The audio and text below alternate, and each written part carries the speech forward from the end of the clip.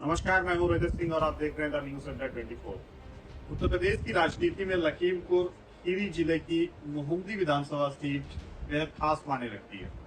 तराई के समृद्धि गन्ना बेल्ट की एक अनूठी राजनीतिक तासीर है, जहां विकास की उम्मीदें और जमीनी चुनौतियां हमेशा चर्चा के केंद्र में बनी रहती हैं। आज हमारे साथ इस क्षेत्र की नब्ज को समझने वाले यहाँ के लोकप्रिय जननेता और मुहुंदी के विधायक लोकेंद्र प्रताप सिंह मौजूद हैं। क्षेत्र की समस्याओं, क्षेत्र की रोड मैप पर और क्या विजन है आगे आने वाले समय में, इन तमाम चर्चाओं को लेकर आज हमारे साथ मौजूद है मुहुंदी विधायक लोकेंद्र प्रताप सिंह। नमस्कार। नमस्कार, आप कैसे हैं? बढ़िया है, बहुत बहुत स्वागत है आपका। विधायक जी, हमारा पहला सवाल है कि सबसे पहले तो हम जान लेते हैं कि राजनीतिक करियर कहाँ से आपका पहला इंटरव्यू आपका कर रहे हैं अपने चैनल के माध्यम से, कैसे क्या राजनीति आपकी स्टार्ट हुई? मैं लखनऊ विश्वविद्यालय छोड़ करके यहाँ जब आया मेरे मन में था कि अच्छा वकील बनकर के वकालत करूँगा, राजनीति तरफ जाने का कोई मन नहीं था, कभी किसी प्रकार कभी सोचा भी नहीं था। लेकिन जो पारिवारिक विचारधारा, जनसंघ की विचारधारा, हमारे पिताजी जनसंघ के अध्यक्ष रहे, तो जो पारिवारिक पृष्ठभूमि थी उस आधार पर भारतीय जनता पार्टी के वरिष्ठ कार्यकर्ता थे, उन्होंने गुजरना शुरू किया और मुझे सबसे पहले यहाँ का बूथ अध्यक्ष बनाया, इस संच प्रमुख बनाया। संच प्रमुख होता था उस समय न्याय पंचायत का, और फिर मंडल महामंत्री बनाया। उसके बाद मुहुंदी देहात मंडल का अध्यक्ष बनाया। यहाँ तक का सफर मैं बेमनसी पूरा किया।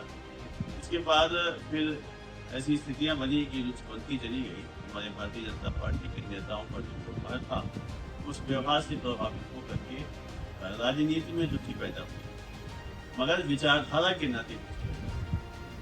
तो फिर मैं जिला का समिति सदस्य बना, फिर जिला उपाध्यक्ष बना, उसके बाद जिला महामंत्री रहा 2 बार, और फिर 3 बार भारतीय जनता पार्टी का जिला अध्यक्ष रहा।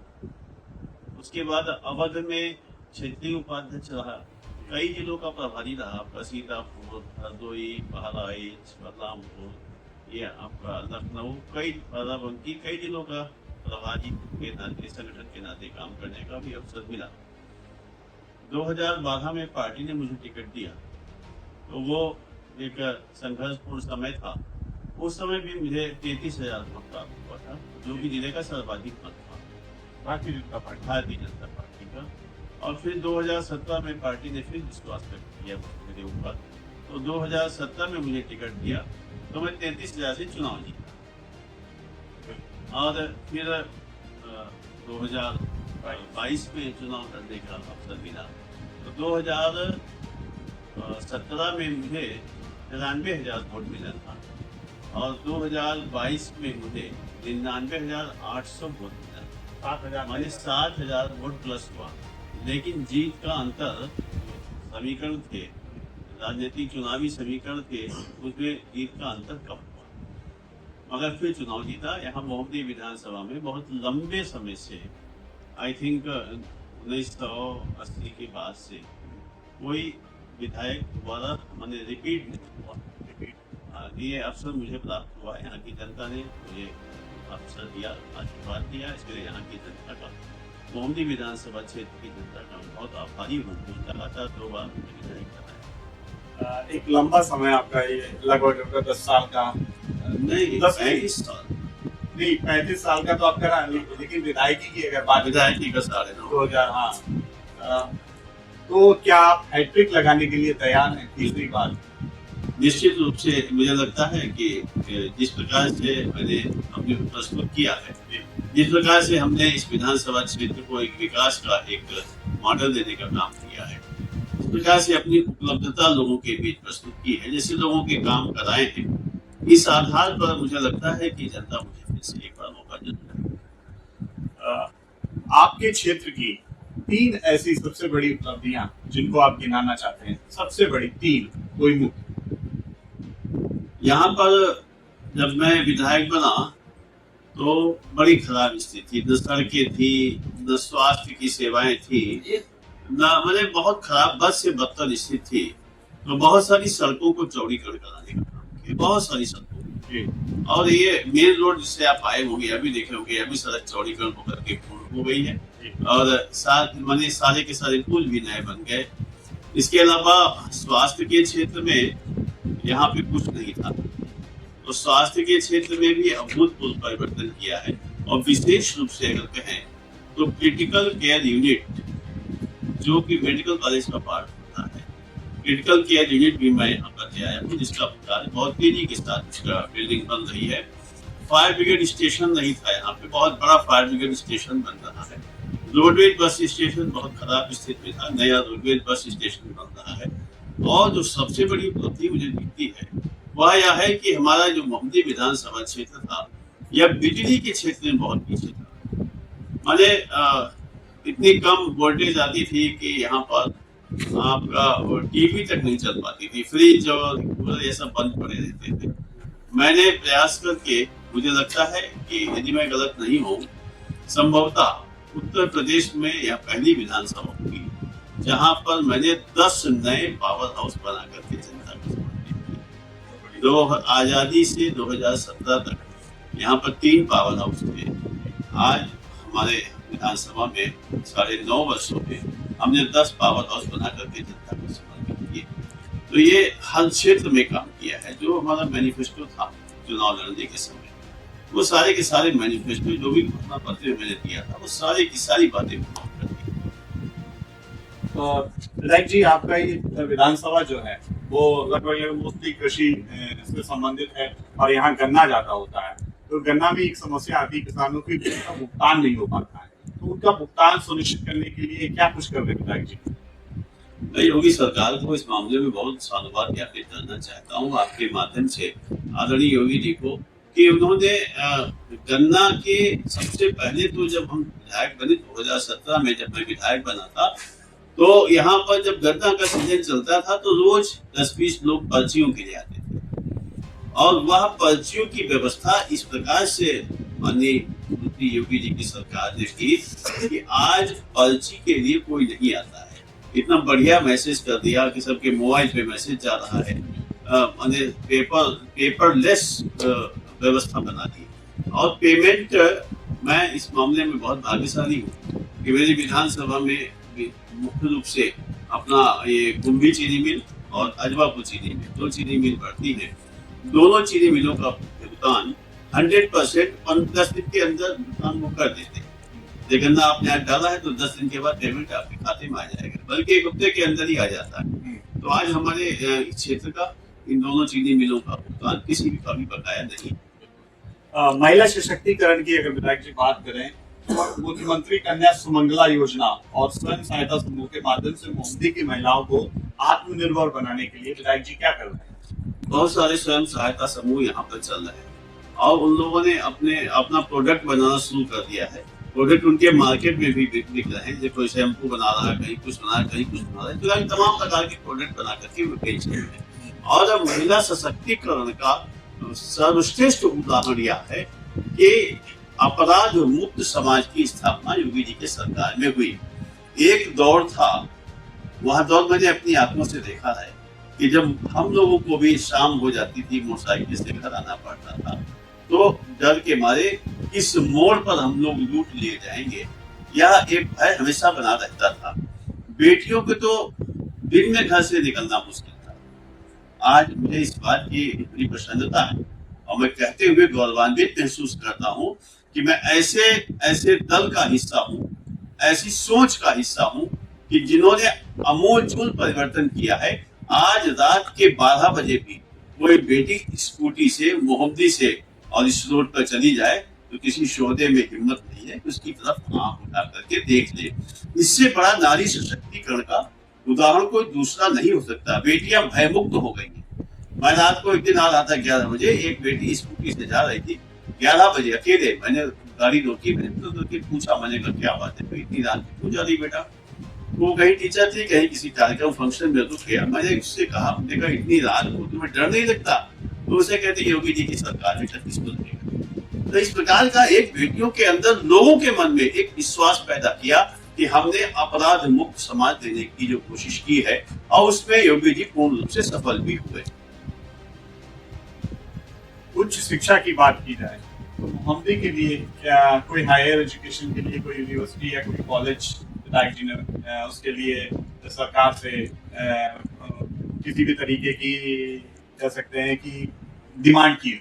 बेसिक शिक्षा में यहाँ पर आमूलचूल परिवर्तन हुआ है। बहुत बढ़िया, एक से एक विद्यालय बहुत अच्छे हुए हैं और यहाँ पर डिग्री कॉलेजेस जो हैं वो प्राइवेट सेक्टर में कई डिग्री कॉलेज हैं। हमारा भी एक गन्ना किसान महाविद्यालय का अच्छा विद्यालय है और जिसमें हमने अभी बहुत सारी चीजें, अभी 2 कमरे दिए हैं और तमाम प्रकार की सुविधाएं, कंप्यूटर जो कुछ भी आवश्यकता थी वो सारी आवश्यकताएं पूर्ण की है और उसके डेवलपमेंट के लिए गन्ना किसान की कटौती होती है, उससे उसको पैसा मिलता है, उससे और डेवलपमेंट होता है।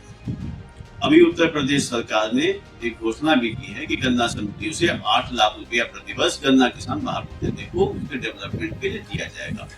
तो वह एक प्रयास था। यहाँ पर बहुत सारी जमीनें थी, छोटे छोटे पट्टे थे लोगों के, मैंने तब मैं विधायक नहीं था तब की बात बता रहा हूँ। हम लोगों ने प्रयास करके वह पट्टे वापस कराए, उनसे इस्तीफा दिलवाया। वो 14 एकड़ जमीन गन्ना किसान महाविद्यालय के नाम की आज वो गन्ना किसान विद्यालय 14 एकड़ की जमीन में 5-6 एकड़ में बना है। बाकी 10-12 एकड़ जमीन जो है वहाँ आरक्षित है, जिसका पट्टा भी उसको मिलता है, वो विद्यालय डेवलप कर रहा है। विधायक जी, हमारा आखिरी सवाल है कि आगामी चुनाव को लेकर क्या कुछ आपका मिशन रहेगा, क्या कुछ संदेश रहेगा जनता के लिए, क्योंकि आप हैट्रिक लगाने के लिए तैयार हैं, आपने कहा।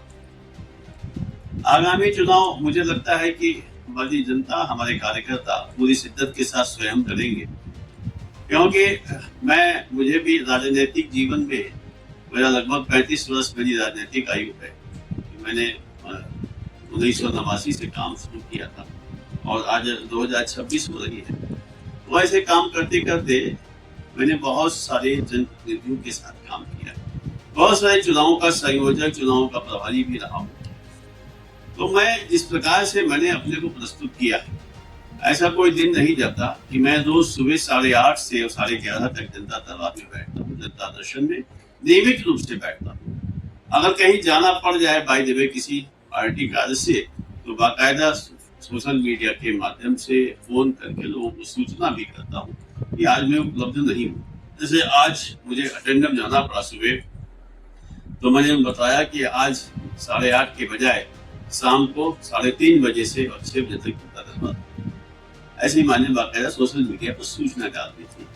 तो ये इस प्रकार जिससे मैंने अपने को इन सबके बीच में एकदम से ऐसा लगा नहीं जैसे विधायक का एक प्रोटोकॉल होता था। नहीं, जैसे पहले विधायक आते थे, कहते थे, हम लोग कार्यकर्ता थे, बाइक से जाते थे रिसीव करने, हटो विधायक जी आ रहे, विधायक जी आ रहे। तो एक प्रोटोकॉल था। नहीं, लोग कहते ये विधायक है, हाँ विधायक जी आ रहे। वह प्रोटोकॉल मैंने समाप्त किया है। मुझे सड़क के चौराहे पर भी किसी ने आवाज देकर खड़ी करनी होगी तो जेठ की तपती दोपहरिया में भी मैंने चौराहे पर खड़े होकर के गाड़ी के बोनट पर लेटर पैड रख करके उसको चिट्ठी लिख दी होगी कि इस बेचारे व्यक्ति को मेरे घर तक दौड़ना न पड़े, इस निमित्त।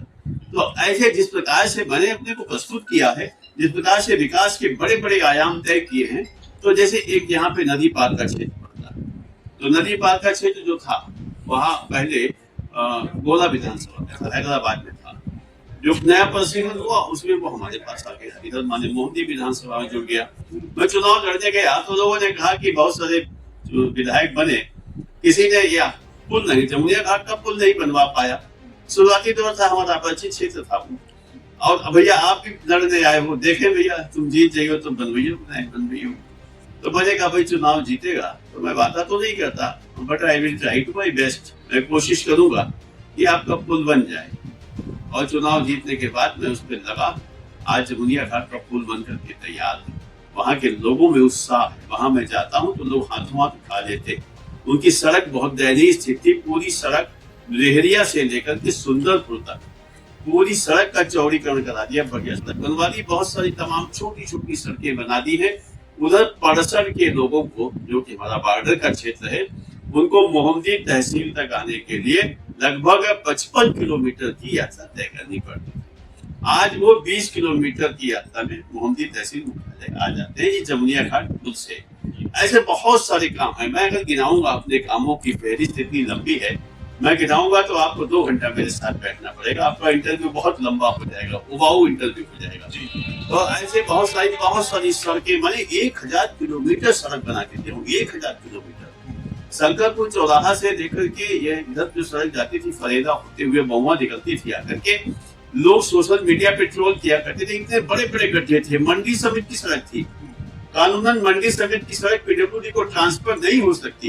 ये प्रकार ने कैसे लग के मेहनत करके, मैं महाराज जी को बहुत बहुत आभार व्यक्त करता हूँ कि मंडी की सड़क पीडब्ल्यूडी को ट्रांसफर करा करके आज वो चौड़ी सड़क इतनी बढ़िया बन के खड़ी है, लोगों का इतना अमन चैन है, गांव के अंदर से बढ़िया सीसी रोड निकल गई है। लोग कहते हैं कि भैया 100% वोट आप देंगे।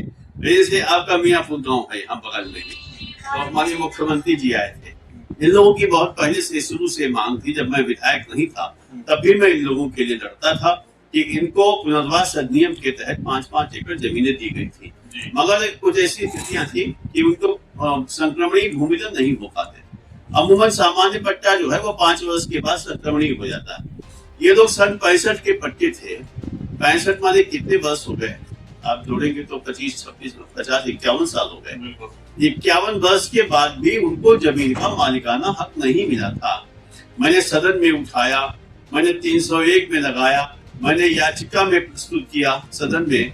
मैं जब इसका कमेटी का चेयरमैन बना समिति का, तो राजस्व की मीटिंग बुला करके उसमें भी विषय रखा। मैंने माननीय मुख्यमंत्री जी से 50 बार निवेदन किया और परिणाम ये हुआ कि मैं माननीय मुख्यमंत्री जी को धन्यवाद देना चाहता हूँ कि सिर्फ मियाँपुर की नहीं, पूरे उत्तर प्रदेश में जितनी इस प्रकार की जमीनें थी, वह सारी जमीनों को मालिकाना हक देने का काम किया था। माननीय मुख्यमंत्री जी यहाँ मियाँपुर में आकर के घोषणा कर गए थे। और जो दूसरी डिमांड हमारी थी कि मियाँपुर को रविंद्र नगर कर दिया जाए, क्योंकि वहां पर एक भी कोई हमारे मुस्लिम भाई नहीं रहते हैं, तो वह रविंद्र नगर भी घोषित करके चले गए। वहां का 100% वोट व्यक्ति वोट करेगा, आप कभी भी जाके वहां देख लीजिए। तो ऐसे जो मैंने अपना काम किया है, उस काम किया था। ये देखिए सब हमारे सम्मानित पदाधिकारी लोग तो बैठे हैं, सभी पदाधिकारी लोग, देवघर जिले के मंत्री हैं, युवा मोर्चा के अध्यक्ष हैं, मंडल के उपाध्यक्ष हैं, ऐसे मंडल के उपाध्यक्ष हैं, ऐसे बहुत सारे सब पार्टी के पदाधिकारी बैठे हैं। मेरा जो भी कार्य है वो संगठन आधारित कार्य, मेरी कोई निजी टीम नहीं, मैं कभी नहीं बनाया।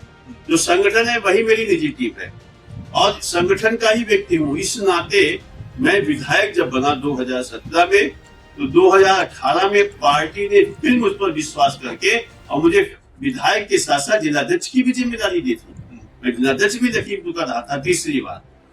तो ये पार्टी का विश्वास है। मैंने प्रयास किया है कि मैं पार्टी के विश्वास पे खड़ा उतरूं, मैंने प्रयास किया है कि मैं जनता की उम्मीदों पर खड़ा उतरूं, और मुझे लगता है कि मैंने अपने प्रयास में सफलता प्राप्त की है। बेहद ईमानदारी से काम किया है। मेरी ईमानदारी पर आप पूरी विधानसभा में चले जाइए, कोई यह बात नहीं कह सकता है कि विधायक जी ने कहीं पर कोई भ्रष्टाचार किया हो। बेहद ईमानदारी से काम किया है। मैं अपना आत्मसंतुष्टि है मुझे इस बात की। मैं जीवन का अपना जो मेरे 65 वर्ष की लगभग उम्र हो रही, 64 वर्ष की, तो 64 वर्ष के जीवन को बड़ी ईमानदारी, बड़ी शिद्दत से जिया हूँ।